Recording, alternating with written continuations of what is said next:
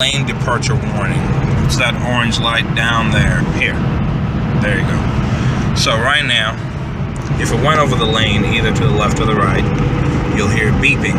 It usually happens in construction zones where you cut, where suddenly you have a white line cutting across the middle of the road diagonally or something like that. Basically, if I go over the lane without indicating, it's going to beep. You heard that? Went over the rumble strips a little bit and it beeped at me. And when it beeps, you'll see flashing amber light. It looks like this one right here, this bottom one, and it beeps at you. Then look, I'm gonna go over the left side. Just watch it this time. I'm going over the left like a unpleasant person because I'm not using my turn signal. There you go. But what I'm gonna do is go over the lane, this time with using my turn signal. When I use my turn signal to go over the lane, no beeping happens, right? Pretty good. Alright, so what you can do is turn the system off. Push this button here, the orange one. Just push it down, or in rather, if you can find it. And you can see the orange light disappeared. This time, when I go over the lanes, there'll be no beeping at all. No beeping, no signs, right? Okay, so I can turn that off. And whether that light is on or off, I can set the system on. This system right here.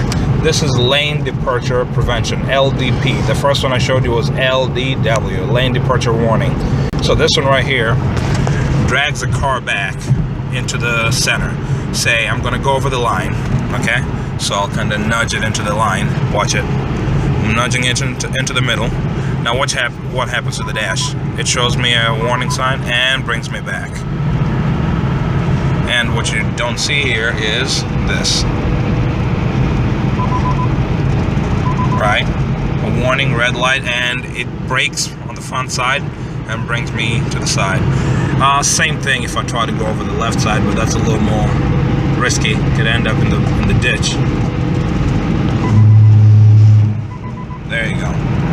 You're veering off to the right, brake the left side so that it can drag itself back onto the left side.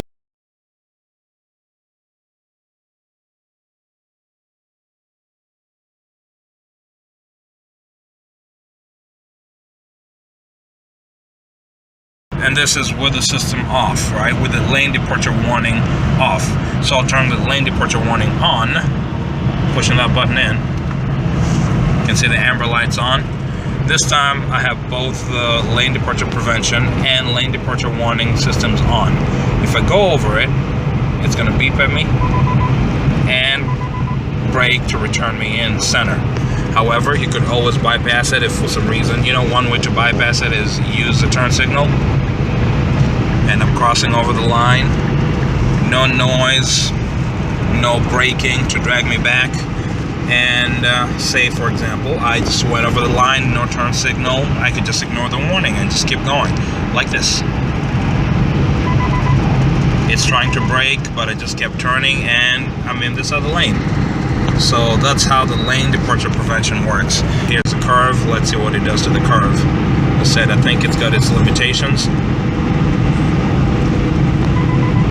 It's dragging itself back, but I'm holding it. I'm holding the steering wheel because I don't fully trust the system. Okay, here we go. I'll let the system take over because here's my other hand. Oh. There you go. It's bringing itself to the middle of the road. But the road is banked and crowning, and so it inherently drags the car down.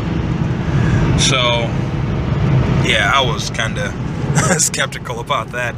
I know it wasn't a complete system. You couldn't really see my hand off the wheel, but I trusted it as best as I could. You have a road going down, well, it's mostly straight, but the M cars of this generation are pretty good at tram lining, so could end up on the left or the right. You're just not sure. And I can feel all the cracks in the road. 19-inch wheels. Let me have it on the other end. It's crazy. I guess right now it's just a matter of what ditch am I comfortable landing in. Shouldn't joke about that.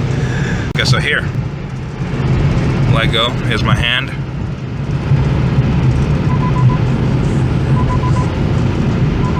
It's trying to keep me straight. Back in the middle-ish. Oh boy, it's going to the other side. Watch. Okay. That was a little aggressive correction on its part. But see, that's a point of this system. It's not supposed to be a driver. It's not a driver replacement. It's a lane departure assistance feature. You know, say you dozed off, it's gonna, you know, beep and let you know, hey, let's get back in. And it's something you can hear even with the radio on. At least you should be able to.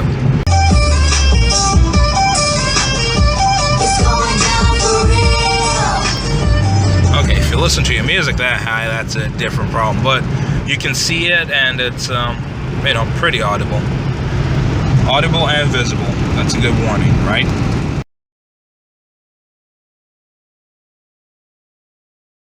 Those features are some of the precursors to self-driving cars, right? You have a car that can brake for itself, for the most part. A car that can keep itself in line, which is pretty good. So you have a motor in the steering wheel, basically, that...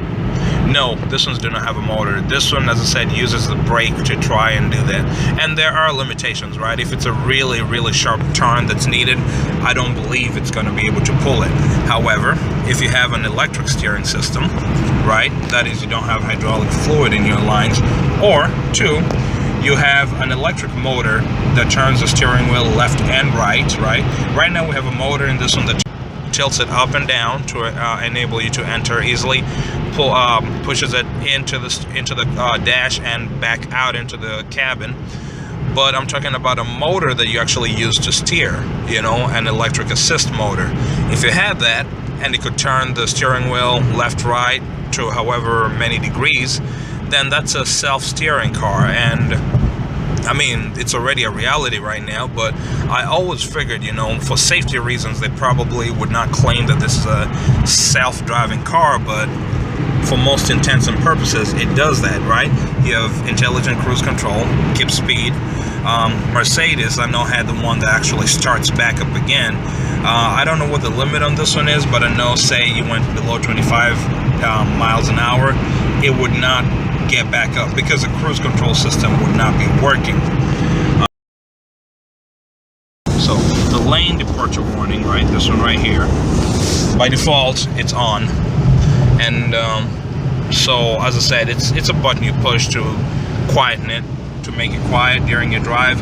You can actually have it default to off, but it's something I like driving with because it helps me stay on the straight and narrow path. As I said, the M45, M35 of this generation, they do tend to tramline a little bit, and if you're not careful, they'll be all over the road. I do pay attention to when it drives, so I don't really need it, but I like to have it. It kind of helps me drive like a race car driver, you know. Either I'm going to bump the lines, you know, hear the beep all the way while I'm taking corners, or make sure I avoid hearing the beep at all, you know, and that tells me, hey, you're driving better now. It's crazy because I can drive using my other vehicle, use the same routes, drive the same way. I mean, my other car is a little longer, it drives like a boat a little bit, but with the M, like, it beeps in situations that I didn't even think, hey, was that really necessary, you know? But it's a beautiful car, beautiful system. It does well for what it's supposed to do. So I think this time I'm really done making videos, so we'll have to cut it for now. Okay, drive safe, people. Enjoy your M's, or buy an M, whatever the purpose for you watching this video is. So